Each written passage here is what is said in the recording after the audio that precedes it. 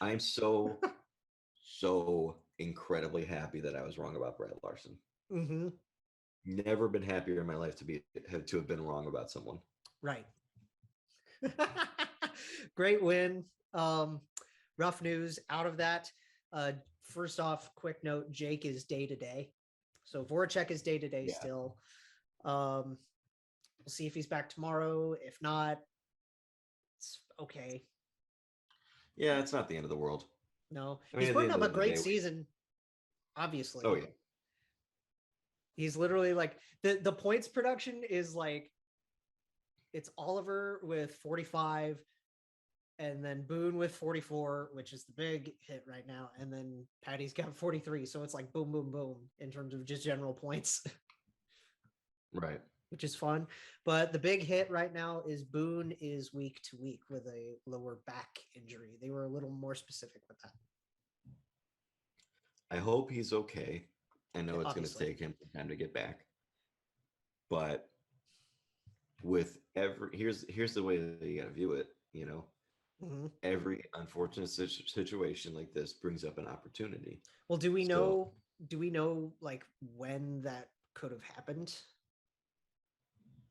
not 100% sure, to be completely honest with you. Like when he would have gone out? Yeah, I haven't figured that out necessarily yet. Me neither. Don't know if that's been lingering.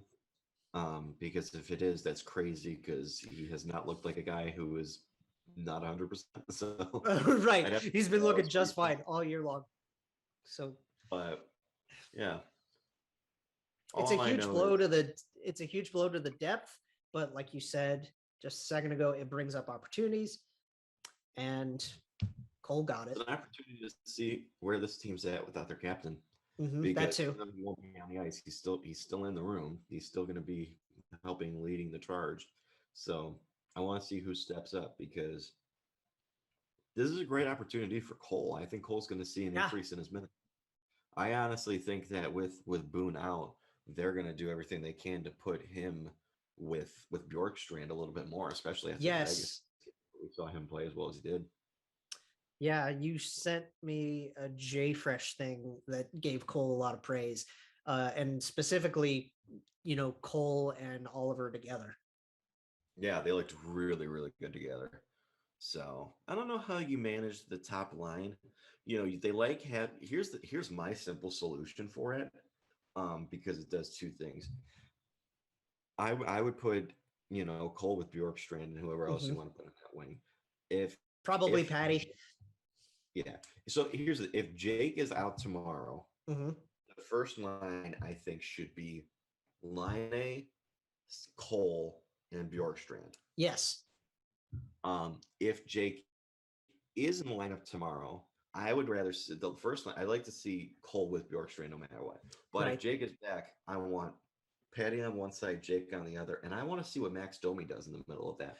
Ooh, Because I think yes. he's a good playmaker too, and I think he plays a pretty similar game to Boone. Hmm. I don't think that's much of a drop off. He's a good passer. Oh yeah, he's a great passer. He's fairly good. He's not as good defensively as Boone is, but he'll go and rough up anybody.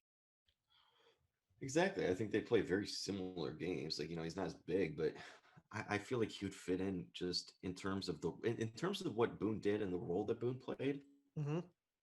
Is that not exactly what Max Domi does? I mean, it's what his dad did, so yes.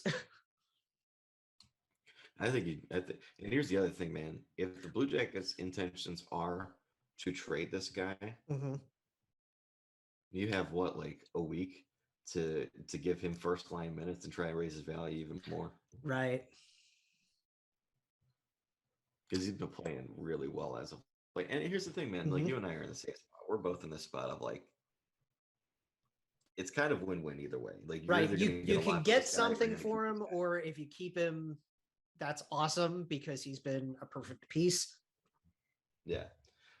I get the feeling that they're probably going to move him. Hmm. And the reason I say that is because they feel comfortable with Boone down the middle in the one slot.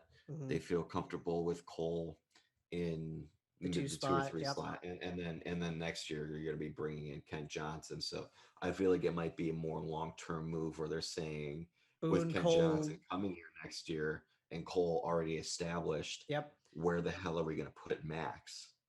Right. Where do you And put that might Max? be I more mean, so because you're not going to want to pay this guy because he was making what, like 5.5 on his last contract. 5.3 on this one. Oh yes, okay, so 5.3. I knew it was somewhere in that range. You're Mm-hmm. not going to want to pay him anywhere north of $4.5 million. Hell, you're not even going to want to pay him more than 3.5, really, Mm. if you're playing him in the bottom six. Right. And unfortunately, bringing in Johnson more than likely, it relegates him to the bottom six, either third line on the wing or fourth line at center. Right. And I And mean, he's too good for that. because you've already got Sean as your permanent third line center. And Sean's been great. Sean's been fantastic. Sean's been Like, lights out in that role. I mean, how comfortable do you feel next year going with Boone, Cole, KJ, and Sean as your centers? I mean, again, swap Sean and KJ, and yeah, that sounds pretty good to me. I feel like they wouldn't. I feel like they would just put Sean on the fourth line because you want to make sure that you're Fair giving enough. KJ minutes to actually be able to produce. Get him some minutes, yeah. But either way, like those are your four centers. I feel pretty uncomfortable with that. So like, you say you're uncomfortable with that? no, I feel pretty damn comfortable with it. I was gonna say you kind of mumbled for a minute. No, I feel incredibly comfortable with it. No, it's gonna be, that would be so much fun to watch. Exactly. Like, just as center depth goes, that would be just beautiful to watch. You got two veteran guys who've been in the National Hockey League for a little bit of time. One who's had a pretty damn good season defensively for you in the bottom six, and one who has, completely torn up college. You look at a guy who in Boone Jenner, and I sent this to you the other day. I think it was yesterday. I was looking at his, projected wins above replacement timeline throughout the course of his career. And he was so high his first 3 years in the National Hockey League. Right. And his numbers went down when Torts became the coach. And I think it's because his system, Torts put him in a role where he's more defensive minded. Yes. He's playing penalty kill. You're going to go out there and rough some guys up. And that's the kind of style hockey we play. There's nothing wrong with that. But I think he's more valuable in the way that he was used his first 3 years under Todd Richards, which is what Brad Larsen's doing. Brad Larsen, and this is where I give Brad Larsen all the credit in the world, because what we said going into the season is we want to see players being utilized the way they need to be utilized. Yes. Sean Corrali, you're going to play in the bottom six, and we need you to be strong defensively and good at faceoffs. He's done exactly that. Patrick Laine, we're not going to make you a power forward. Go out there. You are going to score. Yeah. You're going to score. Oliver Bjorkstrand, you're going to do everything well, like you always do. Always do. Jake, you're going to pass the puck. You're going to pass the puck. But most importantly, he looked at Boone Jenner and he was like, no, this guy is way better at driving offense than people think. And he put him on the first line with Jake Voracek and Patrick Laine, and he's having an unbelievable season. It sucks that he's out because I wanted to see him finish this season and see where his totals ended up at, because I really feel like this guy could have been a 30-goal, 60-point kind of guy. Oh, yeah. He's, we talk about that a lot when we reference him back in juniors in Oshawa. You watch his highlights from the Generals, and it's like mind-blowing just how much this guy can skate and score and do everything. So let me just do some simple math here, okay? He has 23 goals in 59 games. If you were to average that out through an 82-game season, that's 32 goals. Okay, so pretty damn solid to me. 21 assists in 59 games. If you were to average that out over 82, that's 29. Jake, what is 29 plus 32? Oh my God, is that 60 what? That would be Rick Nash's number. So yeah, he would have, if you played him through, if he played every game, if he just continued on the same pace that he's been doing, and I think 59 games is substantial enough, he would have been a 30-goal, 60-point player. Who would have thought, Man, right? Who would have thought that would have opening been up? Who would have thought opening up offense would help? for real. And if you look at his career, man, it would have been his career high in points was 2015. That was the last year of um, Todd Richards, Todd Richards. He scored 30 goals, and he right? had a career, it was his career high. So career high 30 goals, career high 49 points. He would have shattered that. 32 goals, 61 points. That's a total renaissance for this guy. This dude, 44 points is where he's at right now. It's his second highest total in his career, Oh my and that's in goodness. 59 games. Oh my goodness. And this Well, is not it's a guy who misses a lot of games well, either. no, First, and this is a huge injury then because it's week to week. He's going to miss at least 2 weeks. yeah.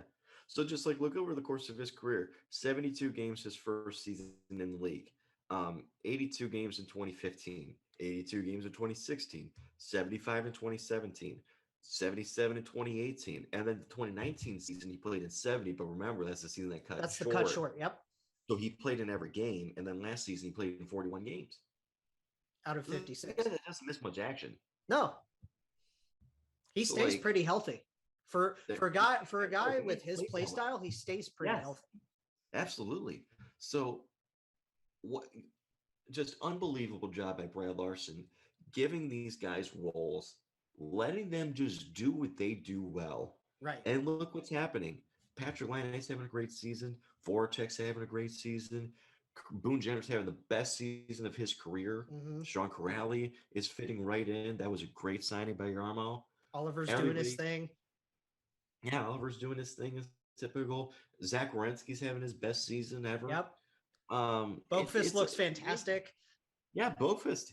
You know what? You know what? Sure, he's not always the best defensively, but we don't care. Do what you do best.